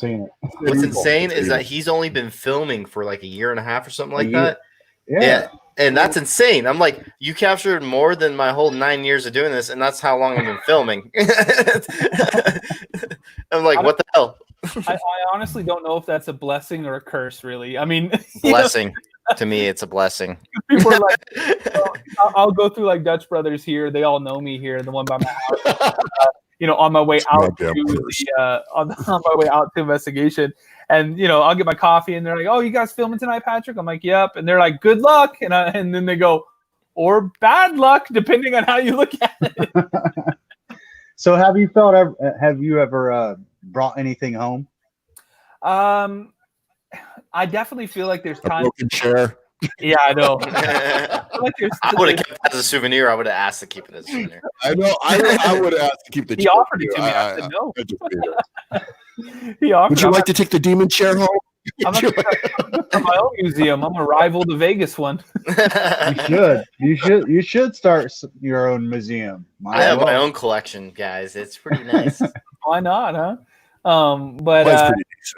But I do quite a bit to kind of keep the spirits kind of at bay, if you will. You guys saw my little boy. He's 4. At that time he was 3. And so definitely everything that I'm doing out there, I want to do that sick. I like that. Definitely everything that I'm doing out there, I try to just like anything else. I want to keep work at work, and I want to keep home. And so I do quite a bit. Now, with that said, yes, I have felt like things have tried, and I've had to say effing not. You know what I mean? I don't think so. You stayed here. But even some of the gear, because we sage stuff and we'll do all that kind of stuff. Because I'm also in the mindset of I'd rather have it and not need it than to be like, oh crap, I should have I should have done that. So we'll try. We'll do everything. We'll sage and everything like that. But I did a live stream from my garage though, and caught some evidence in my garage, and I was like, that's pretty crazy. That's a little close. Yeah. Like, I would take that chair. Yeah, I would just ask, it's broken. Can I have it? Dude, he offered it to me. He did. He told me I could have it. And I was like, dude, hell no. Really, you can take the demon chair if you really want it. Just, we don't want it here. So if he still has it and we go down to Virginia City, I'll be like, hey, can I have it? Can you imagine trying to check that in on your flight? They'd be like, sir. Oh, yeah, that's true. Damn it. Trace it all the way. I just like stuff it into my suitcase. Got the X-ray thing. with the chair popped out. This guy, the WWE? What the hell? Yes, he's like, that's actually hilarious. That just now went to my head. He has a chair in his luggage. Yes, I just pull out chairs randomly. Beat people over the small of their back. You want some PSA? That's hilarious. Okay, so let's go to your next one. Eureka, door slamming. I don't know about you, but I wouldn't want a demon chair on my flight. That's just a personal opinion. Yeah, that's kind of a personal preference too. Demon. That's hilarious. Keep the demon stuff. I have a comment. Guy, I died in 2020. Asked the guys if they are afraid of Ouija boards. No, I'm not afraid of them. I mean, 99% of the time, I think they're just a piece of cardboard. I think 99%. It's the people. Yeah, it's the people and it's the intent. You know what I mean? It's your mind frame when you're doing it. Because I agree. Essentially, I was gonna say an Ovilus is a Ouija board. It's a digital Ouija board. You know what I mean? A spirit box is an analog Ouija board. Right. Yeah. I'm not scared of a Ouija board. I'm rather fond of it. But I'm scared with Matt Benton with the Ouija board for some reason. I don't know. It seems to cause more trouble. Yeah. For example, I got this brand new. It's like, this is pretty cool. I got this doll that was interesting that I found online, and this is what it looks like. Have you named it? Have I named it? I should, huh? Yeah. Lucy. Just kidding. It's creepy. That thing is creepy. Like when it comes to Dwayne and Tanya, they've been there, and I took it to an investigation. And that's very interesting. Here, let me make the screen full. The chair. So it has like this interesting piece. This actually has the most smell to it. It's very old smelling. This actually, every time I open this up, I guess I start to get a headache, to be honest. This is the creepy doll for a better look with the full screen. Dear God. Yeah. They call it the COVID doll. Show the ring around the neck. Yeah, because it isolates itself. A ring around its neck. It's very interesting. The contents within this right here, they have an envelope that apparently it's meant to conjure something demonic, which I'd never done. But that's what this is meant for, apparently. And so, see what I'm talking about? See, like, I'm not scared of a Ouija board, but I'm scared of Matt Benton with the Ouija board. That's what I'm talking about. Let's conjure up a demon real quick. All right, yeah, sounds like a great idea. I'm out. All right, so. Yeah. Oh, by the way, I saw Nikki. Nikki Rocks is in the chat. She's a good friend. Nikki Rock. Really, really good friend. And it's her birthday. So happy birthday, Nikki. Happy birthday, Nikki. Happy birthday. I think she went, oh, no. Hello, Rocky. Jessica White commented about your air flight, bringing the chair back. It said, we've all seen the movie Snakes on the Plane. Yeah, demons chairs on the plane. Please do like an Instagram story, Matt, where you're just like, we're like sleeping. Sick of these motherfucking demon chairs on this motherfucking plane. Yes. Damn it, I want to do it. And Nikki, I think this room is haunted. I need to add it to my collection. So let's go over this one other He's one, gonna guys. He's gonna repair it, and then it'll be his new chair next week. I guarantee it. Like, Yes. Goodbye to this comfortable one. I'm sitting on the demon chair. all wooden, like I know Matt. Watch, I guarantee it. He Yes. just builds a Ouija board out of the chair pieces. Oh my God. That's a great idea. Here, let's show this other one, Eureka Opera House. Let's see that one. So a little bit of backstory on this one while the ad's playing. Thanks again for the ad credit. Yeah. So Eureka Opera House, we were supposed to be in. So this was still season 1. Sean was still in was the cameraman, and we were supposed to do an entire weekend in Eureka, Nevada. It's about a 4.5 hour drive from Reno, just dead east, like right in the middle of the state. And so we were going to spend the whole weekend out there. We were going to film at the Opera House the first night. We were going to film at the Jackson House Hotel, the Eureka Hotel, the Eureka Tunnels, all of the ones that we recently went back out there with Jason and Jeremy, and we filmed them all. But because of this night, because of literally what you're seeing right there, Sean actually left the show. It got way too real for him. He couldn't do it anymore. You know, I mean, it just got to the point where he was like, I can't do it. I don't want to be around this stuff. I feel like it's changing me. I feel like it's following me home. And so, you know, he left the show, completely left the show. And yeah, this was kind of the jumping off point for the show. Like this from this point on is where it really just went off the rails with activity. Interesting. Hey Matt, do me a favor, switch me with Patrick so he could be seen. Okay, 1 second. What do you mean? Oh, Switch. Yeah. I didn't notice that. 1 second. I want to take away. That was our avatar. Man, yeah. I feel bad now. Whoops. I did this whole time. I didn't even notice that. Trust me. Nobody wants to see this face anyway. Cover it up with the logo. I'm good with it. You did me a favor. Thank you. I didn't even notice that this whole time. That means every single time we're doing the video stuff, I didn't see your face. Damn it. That annoys me. Sorry. I'm gonna come up. Okay, we're watching it.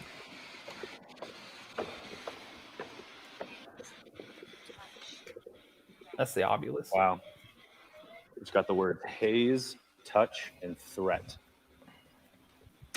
Holy what the The door just shut. Yep, right there. Here's a replay from the night vision camera we had in the corner of the room where you can see the door start to shut on its own. It's got the words haze, touch, and threat. What the It's got the words haze, touch, and threat. What the And in the manly embrace. Oh, yeah.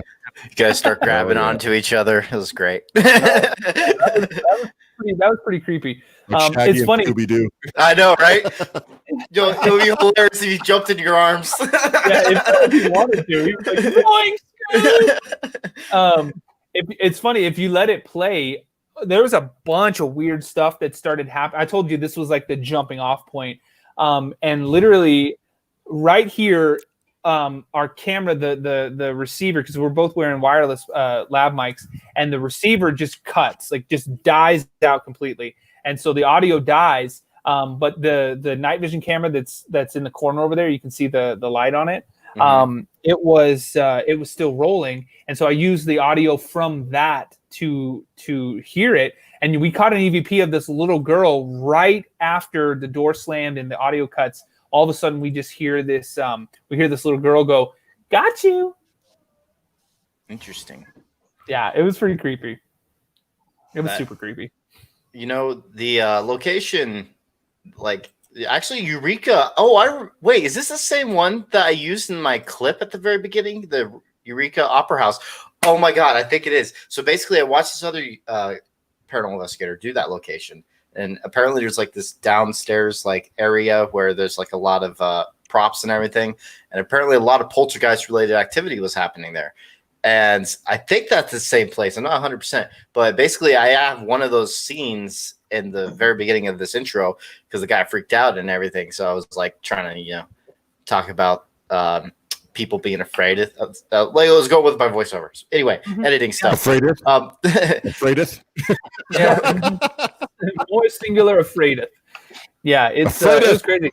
It's funny. Actually, I didn't even put it in here. I don't know why. I just assumed I forgot. But towards the end of that episode, Sean is up in the main hall up there alone by himself. I'm down like 2 stories below that, kind of in the basement area.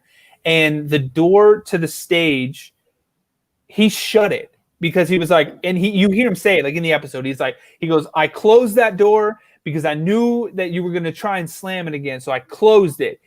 And the door, you hear it open a little bit and then slam shut again, like making fun of him. Then he turns around and he's like, I knew it. I knew you were going to close that door again. And then the door to the back of the stage, there's another door on the back side of the stage, opens and slams. And then he just goes, Patrick! And he comes running down to find me. And I'm down in the basement. I'm like, what happened, dude? What happened? And he's standing at the top of the stairs. He goes, I'm done with this place. I'm done with this place. This place is insane. I'm out of here. I need to leave, blah, blah, blah. And we had to call it a night. Damn. Like that's insane. What happened? Well, you even have more guys. I know, right? What the hell? This guy's has a crazy amount. Oh, yeah, Cobb Mansion. So it's not confirmed yet for the Cobb Mansion for us, out of curiosity? It's like 80% sure. Okay. So we might be going, guys, to this location, and we're about to show what he captured there. It's insane. I saw the whole episode. It was so cool. What are you going to say, Rocky? Oh, I was going to say he went to the Eureka Opera House. You should check out Armagosa, man. Armagosa Opera House. Oh, yeah. Going out towards... I investigated there. It was insane, man. Like, oh, yeah, I'd love to. Good stuff. Dude, I mean, you're in Vegas, man. Let's investigate all the time. We'll meet in Tonopah. Let me know. Let me know. Like 2.5 hours each way, man. Like 2.5, 3 hours. Oh, yeah. Dude, let's go. Awesome. Yeah. By the way, like now Rocky is coming to this little collaboration. This is gonna be awesome, guys. Actually, how many people are in your haunted side team right now? It's just me and Jason, and then Jeremy he did a few of the episodes in the beginning of season 3. But then with everything going on, he ended up getting stuck in quarantine down in Vegas. Back like a couple weeks ago, Rocky, when it was really bad in Vegas. Like they were like, stay in your house, like don't move. Yeah, like you go down this strip and there's like a cop on every corner. It looked like a dictatorship around here. Like you couldn't really go out and do anything out here in Vegas, but it's been a little more lenient since then. So yeah. They laxed bit, which is awesome. But so he didn't make it into like when we went to Pine Grove and when we went to the Mackey Mansion the second time. He wasn't in those episodes, but if I could get him up, I'm sure he'd love to come back up. Yeah, like this is going to be awesome because we have us 4 guys going to be there doing these 2 very crazy active locations, Mackey Mansion, which so far is my most active location, and then Cobb Mansion, which is one of Patrick's most active locations. So my most active is Washoe. I would say that's my most active. Yeah, something personal happened to Rocky at the old. Actually, that's cool because Rocky and I have had big personal experiences that changed a lot of our viewpoints on things, and also it got me started, and it got Rocky had a person. You want to go into that a little bit, Rocky? What happened to you? Like I started getting some on the ghost box, and next thing I know, I started feeling like something just come over me, where I just got like extremely sick out of nowhere. Like I was feeling great that day, everything was fine, and then like we were just getting these amazing responses from the spirit box, and then I just got sick, and I actually had to run. I ran out of the Washoe Club. So yeah, that's what happened in a nutshell. Yeah, it was experience. Damn, I keep doing that. I was trying to solo you, to press the solo button, and I accidentally keep exiting you out. But we got what you said, though, so don't worry. I was like, damn it. I do have a comment. I have a comment. I'm excited. From, I'm excited. EM City, Patrick, what do you think about Matt's new app, Sentia? I haven't played with it yet. Yeah, it's a brand new app, guys. Just released today. This is the Sentia ITC app. About Sentia, 5 minutes ago. no. But, Nice plug. He's like totally not prepared. I didn't have this like this graphic to put on the screen. Anything. Yeah, it's ready. It's your It's website free. and name It's pasted actually on free. it. Yeah, not at all. Yeah, this is completely free. It's on Google Play Store. I know you can't get it because I think you have an iPhone, right, Patrick? Yeah, I'm an adult. Well, see, if Patrick can't see it, then because he doesn't have Android. But Oh man, you can see it when we go there. I'll use my son's tablet. Oh wait, no, he has an iPad too. Sorry, man. But don't worry. When I get there, I have an Android. but Holding in. I'm holding in. Are you a big Android guy, Roger? It's like going to be a battle when we get there. Android versus Apple. I'm holding in. That's kidding. So anyway, so basically this is a more scientific based app for ITC researchers out there. Because the one issue with banks and also spirit boxes, everyone, is that it's randomized. You cannot cross-check your audio to make sure for sure if that was audio manipulation, is what a lot of people believe in ITC research, is that audio manipulation is the cause for this happening. For when you get voices, I mean. So I'm going to take a shot. I'll be right back. So Matt, so to clarify that, so basically you're saying that like if you're listening to a spirit box and you have a voice that comes through, this app will say, okay, that was just radio, even though it sounded weird and it got singled out, it's just radio, versus when we have a voice come out that's actually like a manipulation of the audio. Like it's something that shouldn't have come through the spirit box, but did. Is that what you mean?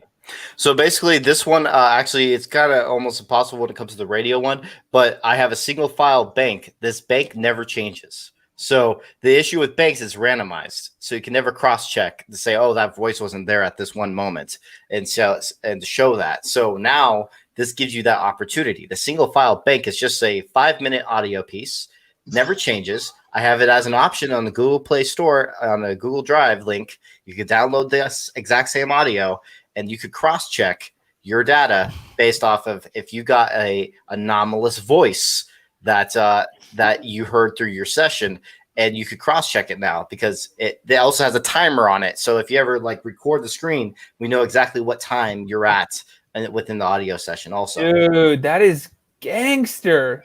Thank you. So I had this idea. We're using this on the episode for sure. Awesome. Yeah. Dude, hell, that's so sick. I was trying to figure out because I heard you talking about it last night. I was like half asleep listening to you guys talking on Crow's chat. And I was like, I was really intrigued. And now hearing it even more, I'm like, oh, yes. Dude, I'm stoked. We also had the frequencies from 20 hertz to yeah, I also have another app called Solomon. This one was meant to be creepy and scary to people. That's that's solid. Yep. Yeah. And then we have Rocky's Banshee also. Thanks to Matt Payne helping us out doing these apps. But basically I had all these ideas I wanted to put in a new app. This one I wanted to make it completely scientific because the problem with my Solomon one, it has banks, it has IP sweep. You can't cross-check that. You could cross-check the one single file audio I have in this one too. I had similar ideas for this one, but I wanted a bank version now. And so I have that for this. And also have frequencies from 20 hertz to 20 kilohertz. So it has the full range of frequencies you could use on a location just from your phone if you connect it to a good speaker. Yeah. And then you have 15 kilohertz and the 528 hertz. So it has multiple options, has darkness as a music tone, because we were talking about earlier, we are a big believer when it comes to our mindsets in investigation probably affecting activity. Well, that's why I added a certain type of music for your sessions if you want to. So there's darkness to give you that creep vibe if people want like that type of atmosphere, that type of when they go into a session. And then there's enlightenment. That's more of a meditative type of music, which is funny because Rocky's like, I did not expect this sound coming from this app because it is like a non-creepy version of what I usually do, but I give it an option for the people, what kind of sessions they want to do. It just like What plays like the Vanessa hell? Carlton. What the hell is that chant that's in the darkness? I put together a lot of different sounds that creep people out. That was just fucking creepy. I post rainbows every time I hear enlightenment. So yeah, the chant that's in that in the darkness. Yeah, audio. You know me, I'm Devil's Hour Productions. I have to make something creepy. Hell yeah! I thought it was cool. Yeah, I really like it. That's my favorite part of the app. It's like Gregorian chant.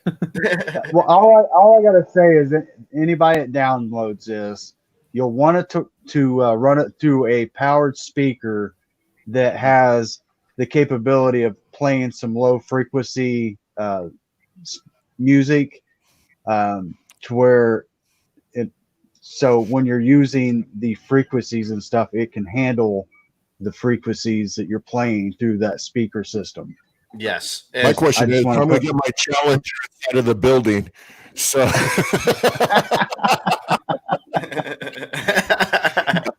that's hilarious. Cynthia also, I want to say this. Some people are like, what is Cynthia or Cynthia? Cynthia means science and knowledge in Latin. And so this is more of a scientific app, so I kind of wanted to put that. And I love Latin. I literally have it tattooed on me. And I love Latin on your tattooed on you. Yeah, is that as a tramp stamp? Yes, I love Latin. Right back there.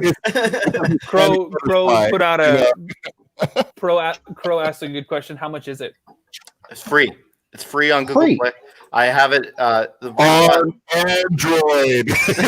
On Android, yes.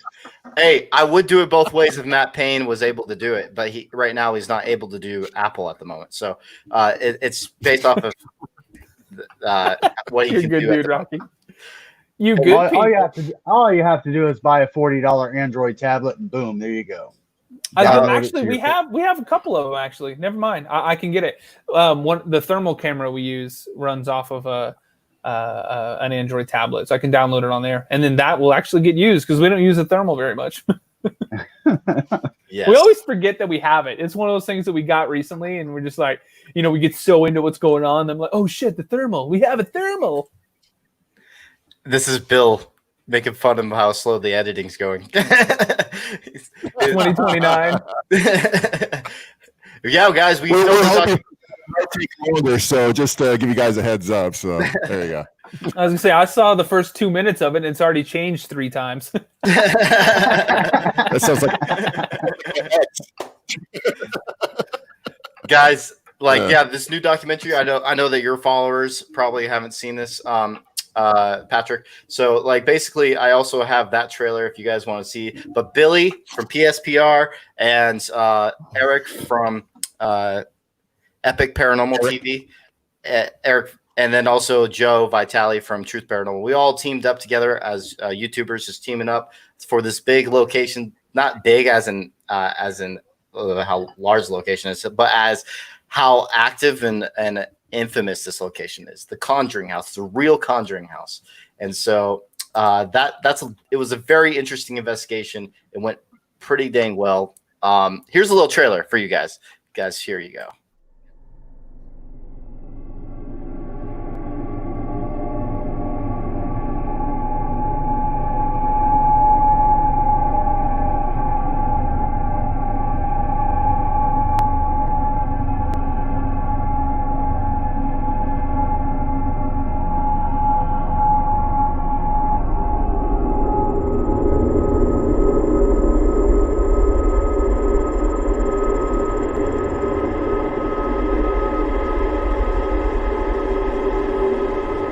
I do not believe that any exorcism, any ritual of a religious nature, or anyone could ever clear that home of the very negative spirits which are involved in it.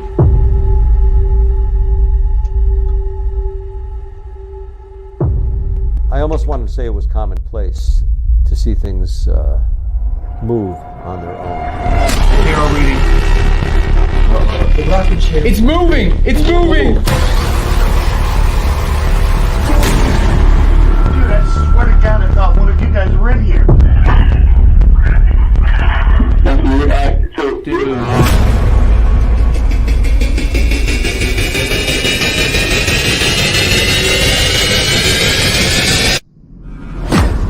What do you think of Matt?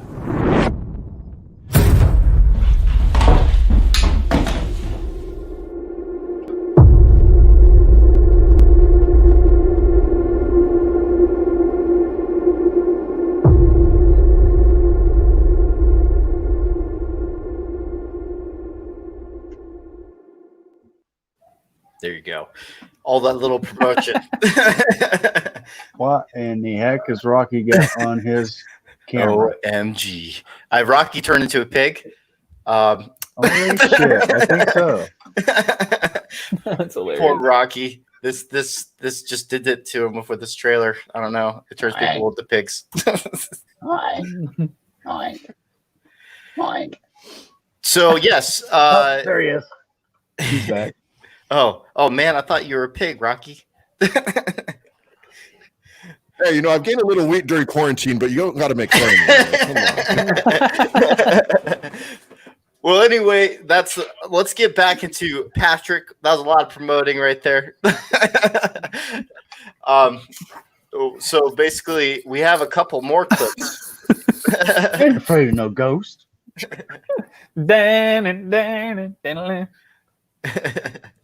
It was awesome. What else you got for me?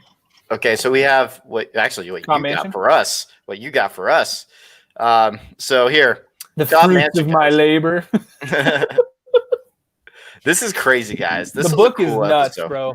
I recommend watching I've watched episode. it like 100 times, dude, trying to figure out what the hell happened. And of course, the ad. At the wrong time. Mobile popped over the wireless battery bank for an unboxing. Let's check this thing out and see what we got inside. No thanks, stay charged. But yeah, this is crazy, guys. Let's rewind that back a little bit. It terrifies me, man. We head back downstairs to continue the investigation, and once I review this footage, realize we captured something unbelievable.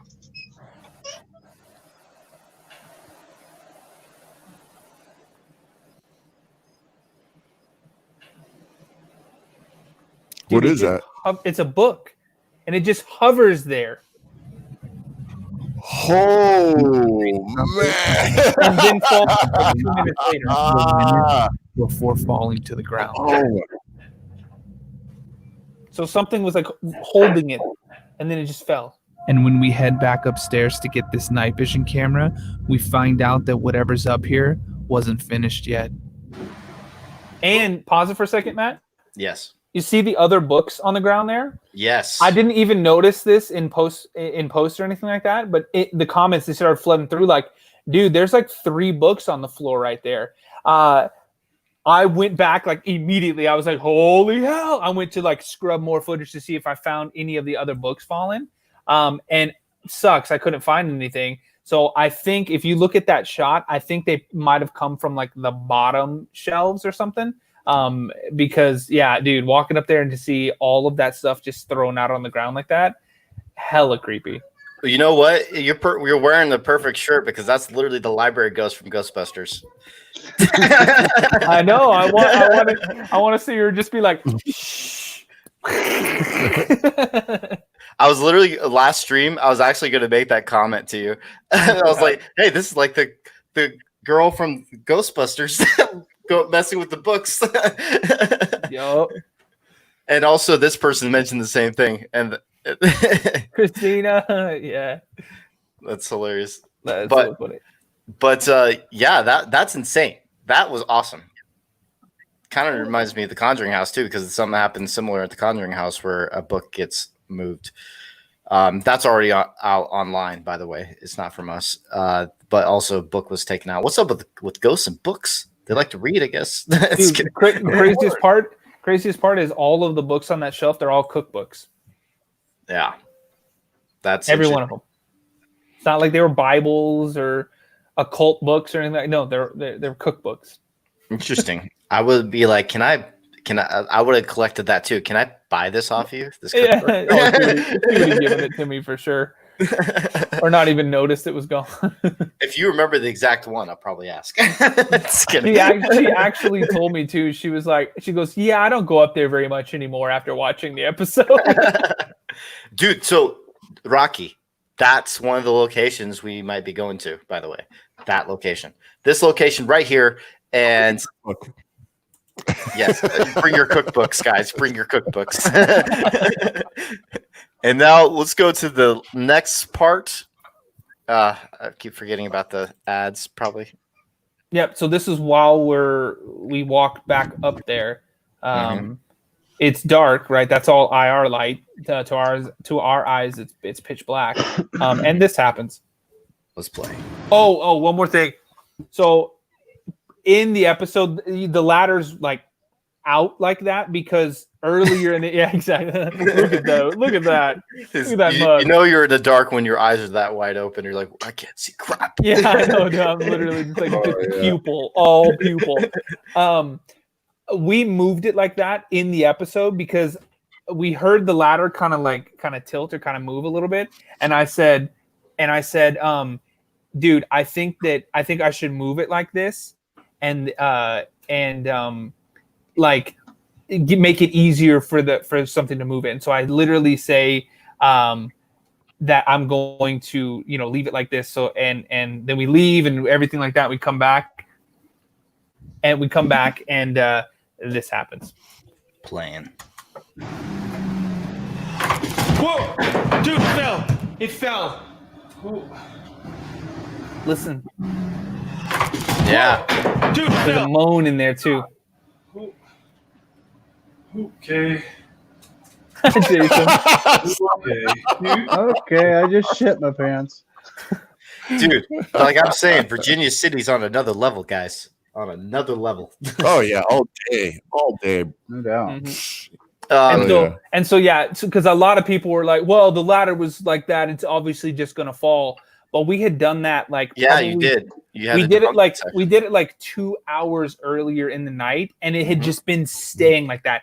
And Jason had walked up and down and did his solo stuff. I walked up and down and did solo stuff. We had all walked up there and around there quite a bit. So if it was gonna fall, it would have fallen. But for something to make a moaning sound like that and then it falls at the same time, pretty creepy. Yeah. I want to skip this ad real quick. I don't blame you. The ghost was hangry. Yeah, you didn't make my damn chili. So this one, you want to go into this one? This one I thought was really cool and interesting. Oh, and something crazy happens on top of that. Yeah, this was nuts. So I don't know what it is with us and staircases. Apparently, I'm seeing the correlation. I'm doing sensory deprivation on a staircase. Next T-shirt. Crazy happens. Next T-shirt. Staircases. Yeah, hashtag staircases. So this time, Jason is doing sensory deprivation. He's got his headphones on, spirit box, listening to it, and blindfold. He feels something walk down the stairs. He thinks it's me. He goes, "That's Patrick, right?" Because he feels something touch him. He goes, "That's Patrick, right?" I'm standing there holding a night vision camera. There's another night vision camera next to me. And then there's the GS2. You can see the grid all along the wall there on the right. Everything running. Well, everything starts dying. Like 3 pieces of gear die all at the same time. And then this happens. Okay, guys, you ready? It's funny also that I'm noticing how uncomfortable he's looking right now. He's literally holding the rails right now because he's just so let it play all the way to where you hear him going like, that looks like a Fremont Street experience from where Why is that beam all fucked up there? He's tapping his leg and everything. You know what I mean? I just felt a footstep right there. Yeah, that beam looks something coming down the stairs. And that's true fear, guys. Listen to his voice. Like he's scared. That beam. Yeah.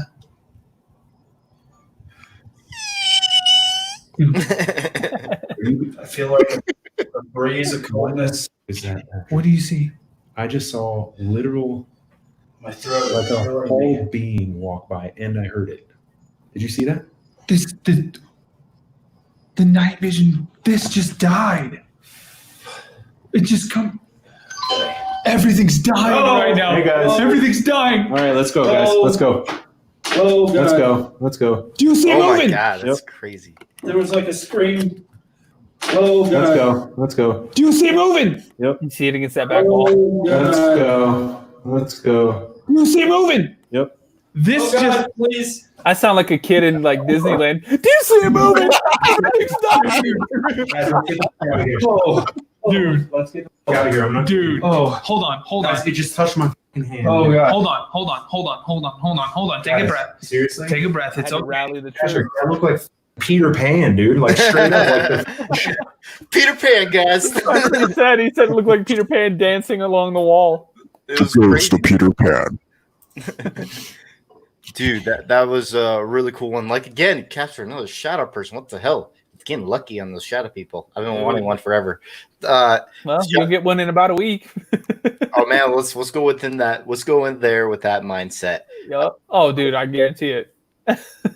I'll wait until the episode or documentary, I don't know what style you're doing it, is out. But if we capture an amazing piece of evidence like that, I would like to make a segment on my channel about Oh, that. hell yeah, dude. Absolutely.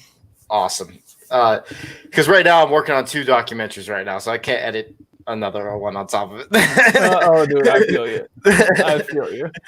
But yeah, this is going to be awesome investigation, guys. I can't wait. Yeah, it's funny. I just found another location. I did some B-roll. I did some B-roll yesterday for it, and it's a house where I think it was 4 people got murdered, just in the middle of the night, just murdered. But it's called the Portola Murder House. Let me look at that. I've heard of it. I've actually Portola- heard of that house. Yeah. Yeah, Portola, California. So it's just out in the woods, dude. It's like a cabin out in the woods. And 4 people got Abandoned. murdered out there. Yeah. They and didn't so- make it. Yeah, so I went out there to film some B-roll, and it was hella creepy. And then I got wind of another spot out here that's only about maybe 20 minutes away, driving towards Fernley. And it's an old abandoned brothel, dude. Damn. What's it called? What's the name of it? Old Bridge something. Old Bridge Ranch. Yeah, I've heard of that one. Yeah, it's supposed to be hella creepy, dude.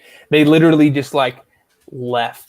Like it's not like they packed anything, nothing. They just left, dude. It's nuts, man. Interesting.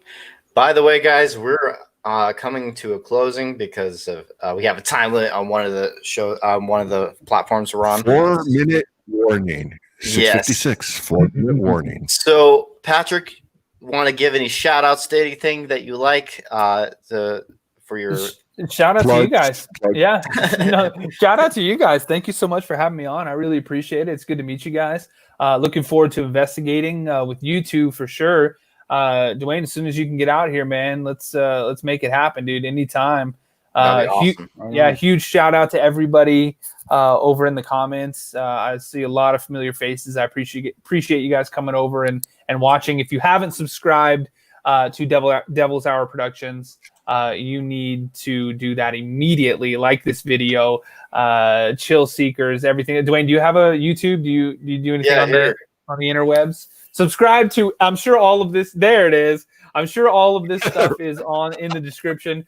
But yeah, give it a go, guys. Go check out all this stuff. Put the first one on again, Matt. Yeah. There you go. Make sure you get that. Get that one. Appreciate I it. love it. Thank you.